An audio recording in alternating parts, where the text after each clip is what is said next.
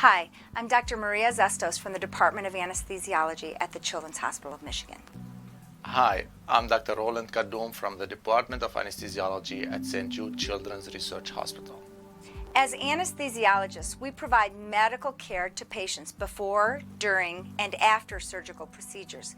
This includes the safe delivery of anesthesia to patients, maintenance of intraoperative life support, and especially airway management. Airway management can be challenging. Often, airway difficulty can be predicted beforehand. Other times, an anesthesiologist may face unexpected, difficult airway during the induction of anesthesia. Much physician education focuses on the difficult and failed airway. This teaching often includes rescue strategies as well as the utilization of airway devices.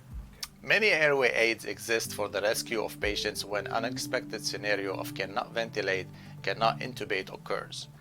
These devices include the laryngeal mask airway, the fiber optic scope, the lighted stylet, and the video laryngoscope, to name a few.